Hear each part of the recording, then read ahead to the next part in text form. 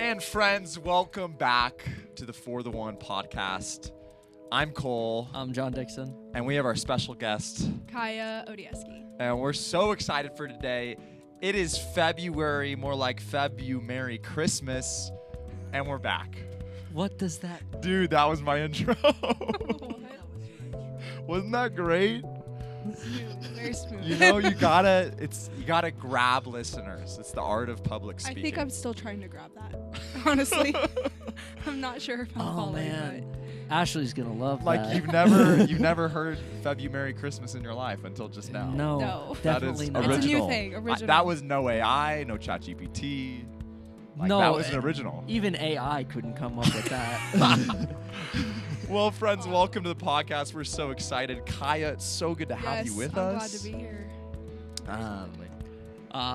We're still going through kind of a mini series on the podcast of inviting leaders within OneLife or within StudentLife to come in and just share a little bit about their testimony and share wisdom from their experience growing up as a Christian or how they came to become Christian, how they came to know Christ, and just finding strength in the testimony of the people in our community.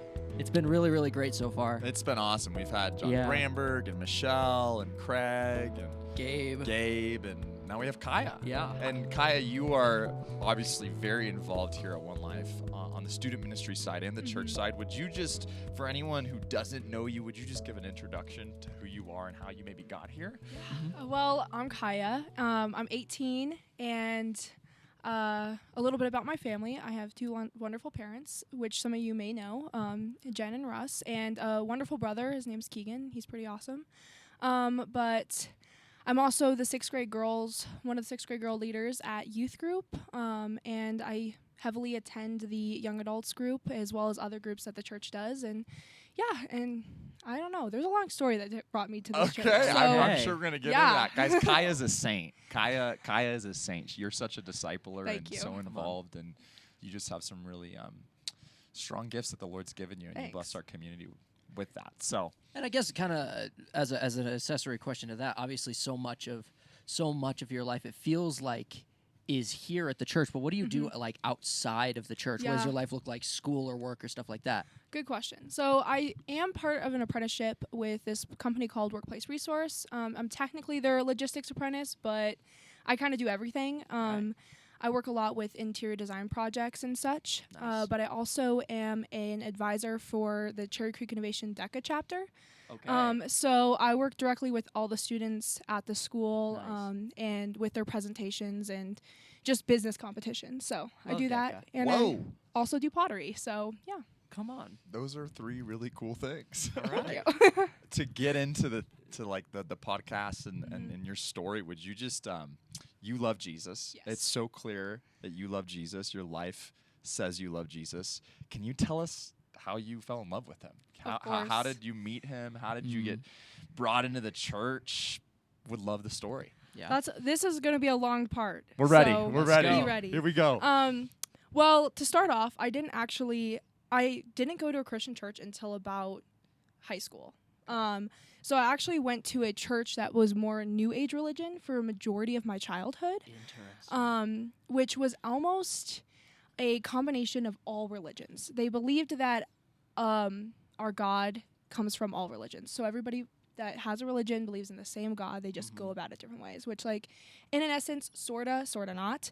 But obviously, that's something I don't align with now. And I Right. think having that perspective is really interesting. And I feel like I have a new grasp on our society today with that. But going into kind of the transition from that into coming to OneLife and diving into the Bible and really believing in Jesus is just, we started going to that church and it started becoming really like political in a way that I just didn't want to get involved with.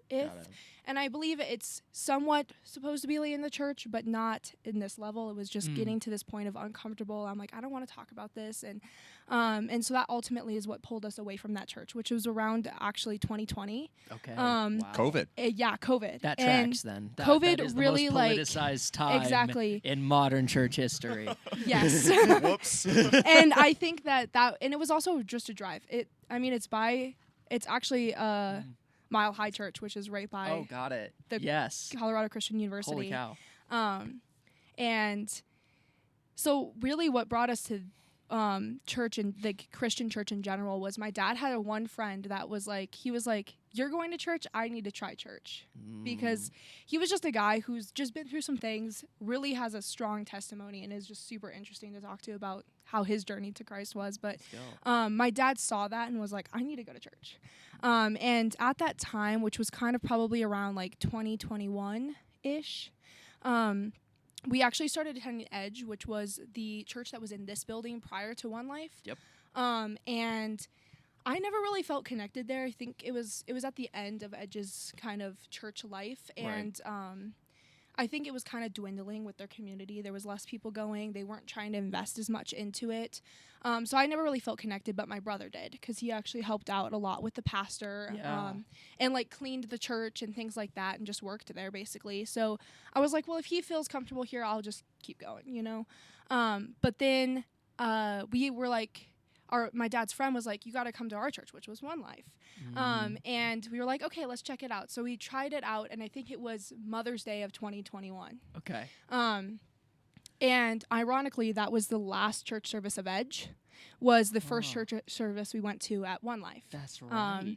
Which I think was just so interesting. Yeah, and it was like, timing. It was this weird timing of, we didn't even know Edge was going to close. It was like, they just didn't even say anything. People were showing up to the church and they were like, sorry, we're not here. And it was the weirdest thing that we ended up going to this church right at the same day. And then we started coming here. But I was still in this like phase of like, I don't really know. Like, I never really leaned into the Mile High philosophy. I didn't really, like, I felt like there was just something not right about it. I think I always knew that. Yeah. Which ultimately did kind of leave me into this like moment where I just didn't believe in God, because I was like, and I think it was just because of how they were going about believing in God was just not the way that you should go about believing in God. And I think that at that moment, it was almost, could have been like a God thing, trying to discern like, hey, this isn't it. But I don't think at that moment I didn't have that capability to discern that this isn't it, but God's it. Yeah. And so I think I had that little bit of moment, which was hard because it was right during COVID and right during just like the time where everybody was just isolated, and there was so much like just different strain on what people were thinking and how people were communicating, and just, it was just a time of like, wow. And I think coming from that into going to church and going to OneLife, I think I was still kind of like, whoa, what do I do with myself? Like, what am I doing? And I feel like I went to church, but I wasn't at church, if that makes sense. Like, I went to youth group almost every Wednesday. Yeah. But I wasn't there. I was just like, you know, I'm going here because everybody else is. Attending physically. Exactly, but not emotionally, not mentally. Yeah. And I wasn't like devoting myself to Jesus. Right. But yeah, that's how I found OneLife, was just kind of through a friend. A family friend, but it was just kind of the steps that got there was just, I think, really build my testimony and my faith structure today. So praise God. Yeah. And I love that your dad took the initiative for your family. Did I hear that right? Yes. That's a really cool thing. My dad, like, he was actually really Christian younger. And he went to church, and I'm not sure what denomination his parents went to, but I know he went to a non-denominational. And he met my mom, but my mom had I think she just had like a rough relationship with Christianity. Her parents were Catholic, but they were definitely you lukewarm, you go to church, but you do not live like God. Participate. Exactly. Yeah. So like having that perspective, I think it could be hard for somebody to be like, no, this is the way, the truth, and the life, when they're not seeing the way and the truth and the life. Yeah. So I think I think it was almost just like an opportunity that God took to put my parents together, because my parents are way in love, and I love it, and it's awesome. Your parents are awesome. And I'm so blessed. That's cool. amazing. But my dad really brought my family to church, and actually Keegan. Keegan did too. Let's go. Let's Yeah. Men of God, let's go. Mom. Would you tell us about your discipleship journey since getting here? You said you kind of were attending services. What's it been like to grow into your faith You devour the Bible. You are a prayer warrior. I've heard you pray at prayer gatherings. You're a leader. What's it been like to grow in faith and spiritual maturity? Yeah, I think starting off, it was challenging. I think it was a time where I saw a lot of stuff in my life that wasn't necessarily like terrible, but it just definitely wasn't God-given. And a lot of that was with friendships and with school. And school was so hard because I feel like the moment where I really started leaning into God was my junior year of high school, which I went to Eagle Crest High School, and that was the year Eagle Crest fell apart. Oh, that's right. And I was friends with a lot of people that passed away that year. And I think it was a time for me that I reached a point where I was just so sad. I didn't know where to go. And I leaned into church because I didn't have a school community anymore. It was kind of like, I mean, I didn't even want to be at school. I was always like a person who didn't mind school. I liked learning, always had pretty good grades, but I got to a point where I left school. I like literally left school in the middle of the day and I said, Mom, I can't be here anymore. And it wasn't the education or sitting in the classroom. It was everybody who was walking in the halls. You could just see the enemy. It was the room just felt so sorrowful, and it was really hard for me. Just seeing students at a state of like distress and loss, and that was just a hard thing. And there was like a whole bunch of stuff about the school policies and how it was affecting the students, and the school just wasn't doing anything about it, which was hard, which kind of led me into leaning into the church. And also that was just a big year of change for me because that's the year I started my apprenticeship. I started going to Cherry Creek Innovation Campus. So it's almost like God blessed me with the opportunity to not have to be in that environment every day, all day. And I was able to still learn from being in that environment while also nurturing healthier environments. And I think with my apprenticeship was a moment where I was like, I think God has to be real. Just because there was so many opportunities that God placed in me with DECA and with school in general. Like I felt like I was never good at anything. Like that's kind of where I felt. And then I was like studying and praying about DECA because I really wanted to make it to nationals. And I was just sitting with God, and I was like, I've tried so hard. Now it's just up to you, God. I really hope you pull it through for me. And I know that's not always the best way to go about it, but I was like, hey, that's where I was at my stage of faith, right? Absolutely. And God did that for me, and I feel like that was a moment where I was like, this is awesome. And just in that stage of change and just really embracing the change in my life, I think led me to a point where it's like, no, God is changing my life. Because I was going to church at the time, and I was praying, and I think that was about when Cole started being youth pastor, was my summer of between junior and senior year. So it was like, it was kind of just like a reset. It was like a reset in the church. Yeah, which you were ready for. Yes, I was ready. You were ready to be on that wave when it was coming. Exactly, and I think that was kind of the moment where I was like, and like I loved Danny. She was super awesome, super fun. But I think I needed like that just restart. That moment where I could just come in and be a different person. Because I've always had this like mindset of like, oh, I've already acted that way in school, so I can't act a different way. And I know that's like weird. No, that's a real thought. That's why it's crazy when the Christian life is like, hey, I was dead and now I'm alive. No, like I was one way and now I'm this way. That is a hard thing to actually do and live into. Yeah, and like you could want to, but there's still that challenge of like, will my friends see me this way, or my community sees me this way, or this isn't the person they're friends with anymore. And I think that that's something that so needs to be done, but is so hard when you're in that moment of doing it, because you're just like, wow, I know my life's going to change forever. I know my community is going to change for the better, but it's going to be hard because it's not what I'm used to. And I think that's a big thing in our society as a whole. Faith and outside of faith is just the idea that you get used to your surroundings. And so if you're used to not being in the church, and if you're used to not living a God-filled life, it's going to continuously haunt you until you dedicate your life to Jesus fully and completely. And I think that was the moment where I was like really struggling with that. Like I knew Jesus was the way. And I remember I told my mom, I was like, I don't know about this thing, but I'm going to do it because I feel like it's right. And she brings that up all the time because it was just a moment where it's like, I think I just had a day where I was like, I'm just going to full send. Like Come there's on. And that just takes so much like courage and energy yeah. to like slam on the brakes that hard and turn around Mm-hmm. is difficult. I'm gonna share this on Wednesday, but I heard this really cool thing about just being brought into the family of God and the idea of adoption, and like justification or salvation is the idea that God has like purchased us and given us his last name. Like if God is our father and we're his kids, he gives us his last name.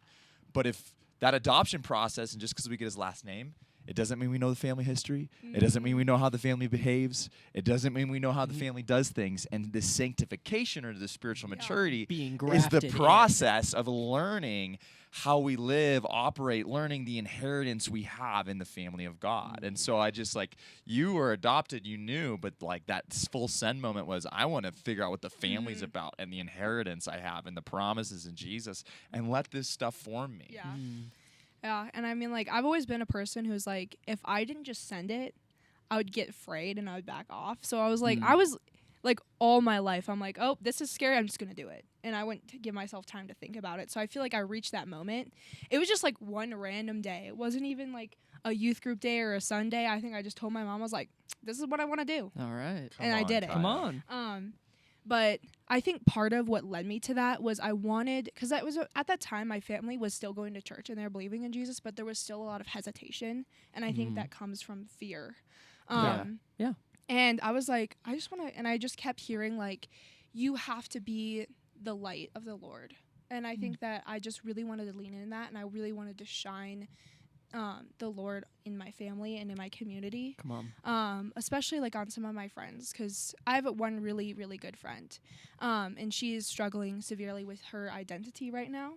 But she was very Christian until she wasn't, and I feel like that was somebody who I think has helped me so much on my faith journey, even without her knowing it at all. Is because I see the struggles that the world can give somebody, especially even a Christian. And I think that has made me want to devote a lot of my time into reading the Bible, into really leaning into prayer and discernment of hearing God's voice. Because you can still say yes to Jesus and adopt him into your life. But you can, but there's still so, the world is just so world-like. Yeah. It's the acknowledgement that life is going to be hard and the enemy is going to come for you. And the best thing to do is, to pull a Jesus in the wilderness and just strengthen yourself in the Word. Like have a knowledge of what a relationship with the Father looks like, and allow that to be your strength, even when you're at your weakest moments, being tempted as hard as you are. You just strengthen yourself while you can in preparation for those things. Yeah, and I think that kind of goes into having a healthy relationship with Jesus too, because like my friend that I was talking about is like, I think her relationship with Jesus turned into a rule-based. Like, if you didn't do this, you weren't going to make it to heaven, which isn't what the Bible says. The Bible, like, otherwise, Jesus' blood only washed 99% of our sins away. So I think that is just an important thing to remember, like, as somebody who's diving into the Lord and diving into the Bible and really understanding what the Bible says. And like, if you're contemplating something about life, look it up on the Bible app, or just be like, what Bible verses talk about this? And I think that has helped me so much. I remember, like, Kai, you went through that like reading phase, like your senior year. I'd be like, I know. I'd be like, yeah, I've just like read a couple books this month, and Kyle's like, I've read 10, and I'm like, or like, yeah, I read that yesterday, or yeah, I thought about that last week, and I'm like, whoa, you fell in love with the Word, and you wanted to know the mind of Christ and capture your thoughts in heaven where He is, and that formed you, and has compelled you into this next season, which I really want to talk about. One thing that's really unique about you, Kya, is you are 18 and you have made a transition in the past year from being a Gen Z high school student following Jesus to a Gen Z young adult following Jesus. You are in the workforce almost full-time or full-time. You're in school part-time or full-time. I don't know, you just do a lot, whatever. And then you're also involved in discipleship. You're involved in the life of the local church on both receiving and getting discipled and pouring out. And that transition so often is hard. It's so hard to go from a youth group environment or just a high school life where everything's structured and there's a lot of pouring in, to being in the young adult world where you really are the one organizing your time, organizing your life, and choosing where you should spend your time. And so would you just let us into that transition of what that's been like on both a spiritual and a practical level? Yeah, totally. I think you touched on something really important, is the opportunity of freedom and self-will. I think is obviously in high school you still have that, and in youth group you still have that. But there is sometimes a lot of like, well, my mom drops me off every day, or maybe you do drive yourself, but it's kind of like, well, my mom will know if I'm not at youth group tonight because she'll see me at home, or whatever the case may be. And I think that when you go into a young adult environment, you're kind of coming from this, like, at least me as a senior, I felt like I kind of was leading, and I loved that. I loved being able to speak into people and pray over people and really disciple people. But going into like a young adult group, you're almost kind of like have this start over. You're the youngest person in there rather than the oldest. And I think that that can be a confidence shift. For some people, you come from this super confident, you know what you're doing, you know everybody there, to wow, some of these people are married with kids. And I am literally just out of high school, which just can be a little bit, I don't know, just like hard to face. It's intimidating. Exactly, intimidating. And it's different. Yes, it is very Not different. many people are married with kids at Eagle Crest. Because you go from a phase of life where it feels like you know so much, where you can speak into people's lives. You have that leadership experience where it's like, I can speak into the lives of a sixth grader. I can speak into the lives of a freshman or even a junior. And you enter this space where every experience around you feels so foreign. Because, I mean, married with kids, single for 10 years, like all of these people. Corporate structure, ladder, coach, teacher. Yeah. So some of these people are like started careers that are paying them truly obscene amounts of money. It's like, I feel so unqualified, under-equipped to be in this place. I feel like that's definitely something you do face a little bit.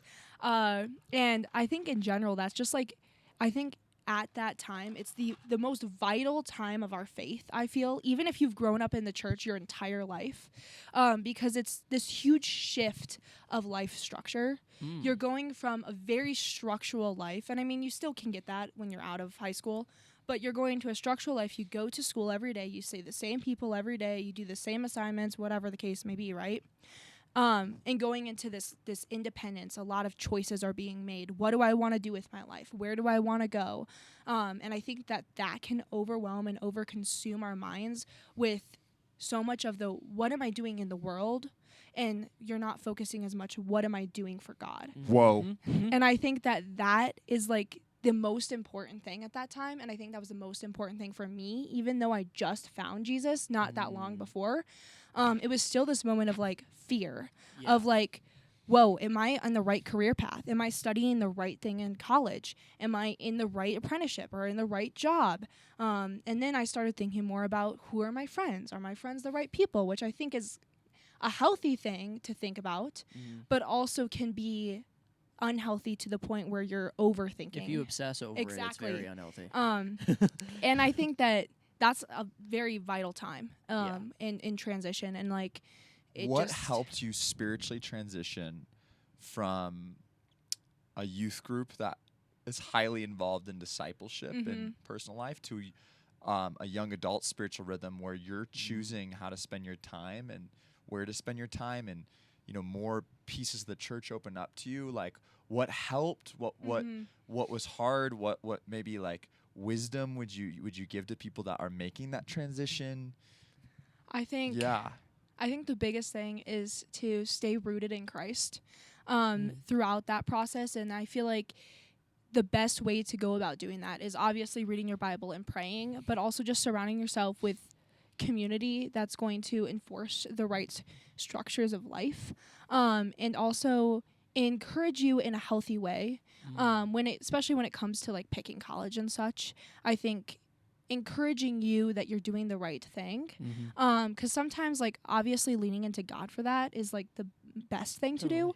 But some people need that verbal confirmation. Totally. God speaks yeah. through the people around you. Exactly. That's the benefit of community. And I think like the biggest thing that helped me is I actually started doing this Monday night group at the church. It wasn't like actually at the building, but it was connected to the church. And I started that when I was still in high school. And everybody in that group were adults. Like it was my parents went to it, and then I was like, oh, I'm going to go. And then I just started going. And I think that was a way that I still had some consistency that carried over. And I think that's really important, even going into students that are not graduating. You know, I think it's building up that community, building up those people that you can lean on. Be involved in other spaces in the church. Exactly. I think for me, being involved in so many essences of the church, I never get tired of it. Right. I could come to church every single day, and I would never get tired of it. Come on now. And I think it's just you guys actually do, and I'm sure there's a little bit of. We love it. We love. No, our lives. absolutely. We're so It's still grateful for different it. than like going to church, though, right? It is. And I think that's something that I encourage people to do is like sign up for a life group that's not youth group. Come on. And Love obviously go to youth group. Because I think youth group is insane. It is literally so like the Holy Spirit is in that space, and it is amazing. But there's also something about hearing knowledge from an older generation. Come on. That they've lived. Go there. They've lived life, and they've been through the same things we have. Obviously, I mean, if you were in school in 2020, they have not been through that, but in their own way. And I think that there is so much value in the knowledge that an older generation that believes in God can provide to us as a younger generation. Come on. And that can even be people that are older than you in your same generation. I mean, especially when you're getting to like the older Gen Z and the younger Gen Z, or even Gen Alpha. And I think that encouraged me so much with this Monday night group as I was hearing these adults speaking over me and encouraging me, especially in my faith, which I think was a moment where I was just like, I think it really helped me lean into God through that time and through that struggle, and like leaning into prayer and asking for prayer.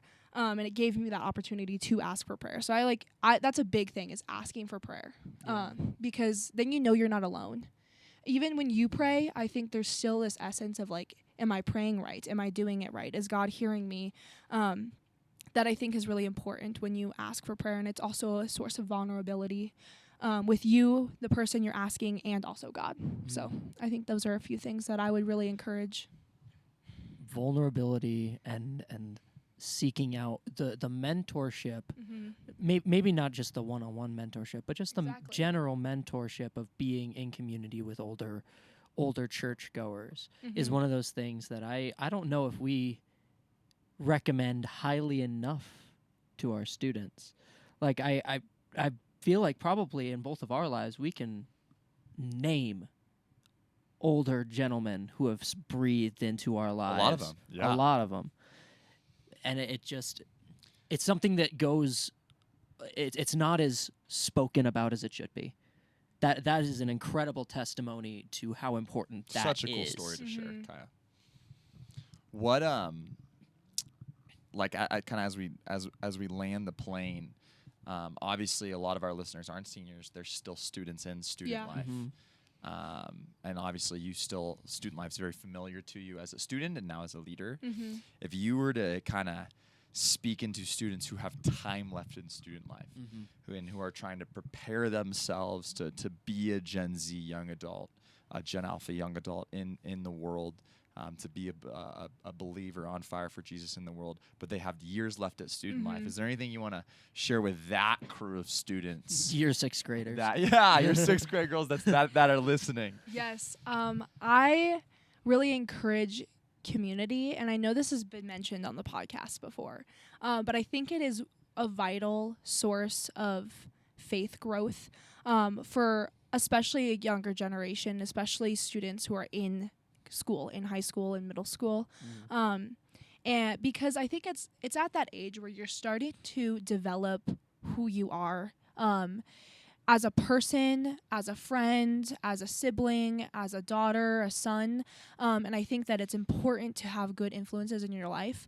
And that could be older mentors. That can be friends. But I think it's really important to lean into God with discernment over who you're accepting into your circle.